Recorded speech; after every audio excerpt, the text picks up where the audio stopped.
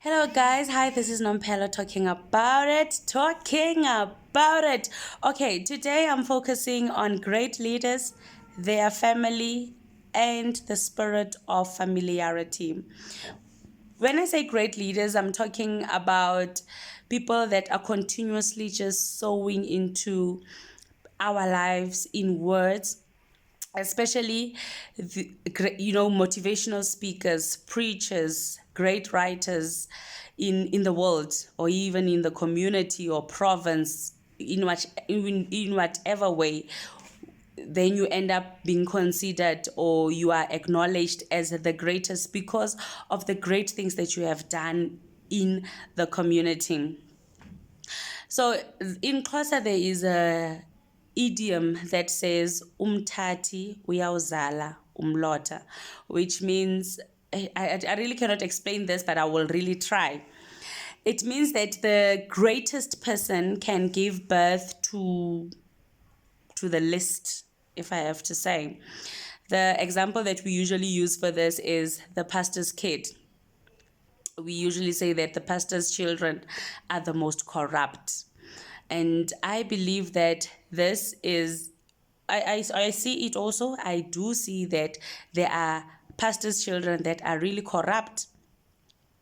And I think that the origin of the corruption of the pastor's kid derives from the spirit of familiarity. Because we say, if the pastor is changing the entire world with his words, why is he not changing their child's world? So when we follow great leaders, we make decisions. When I see a great motivational speaker, he has said something, and when I start following this person, it is because they are continuously saying things I want to hear. And then I make a decision that this is a great person, and I'm starting to I'm starting to follow this person because of the great things he is saying. Some people implement, some do not implement, but even those that don't implement are continuously following these great leaders because they are profound, because they are motivating, And with your family, it's a different story. You don't have to make a decision to follow this great writer. You don't have to make a decision to follow this great preacher or this motivational speaker because you are part of them by default. That is just the difference. We follow them because we saw something in them. With family, you are there. You were born there, or you are married to this person. So you get familiar with this person. You know everything about this person. You know them when they are demotivated themselves. Even though they are motivational speakers, they go through processes where they get demotivated. You know that. You see them when they rehearse what to say or how to say, and you know that you know everything about them.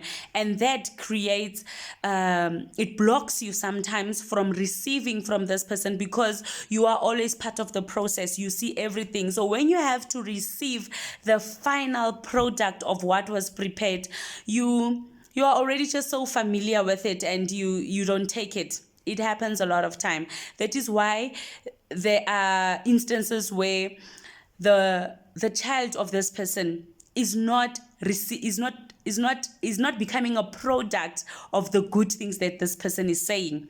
It is because of that. It's a spirit of familiarity. So my encouragement to people who are close to great people is that even though you know this person in and out, give yourself a chance. This person is called great because they are great.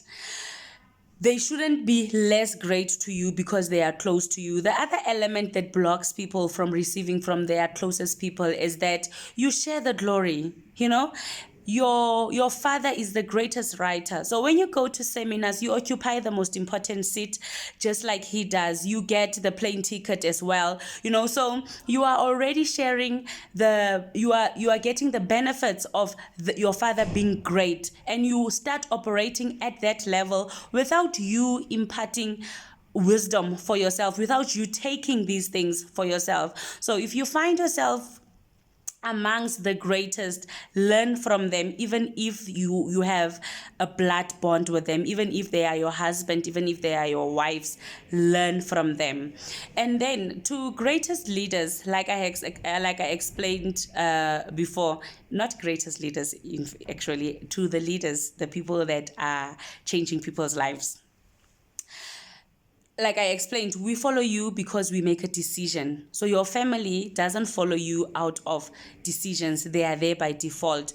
You need to sow to them. Do not think that your family will grow because they go with you to seminars, because they have read your book, or because they heard you in TV or on radio, or they saw you in TV and all of those things.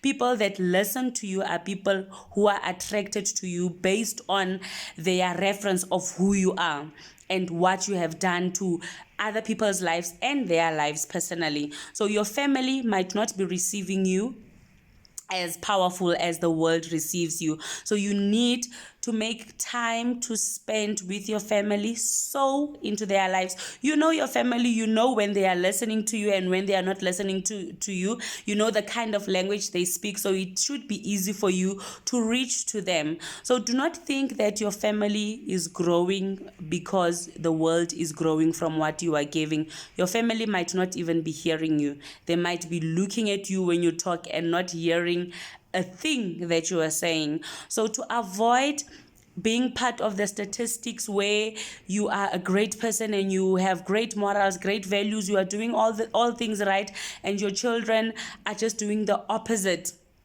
you avoid that by personally sowing to your children's life, personally sowing to your wife's lives.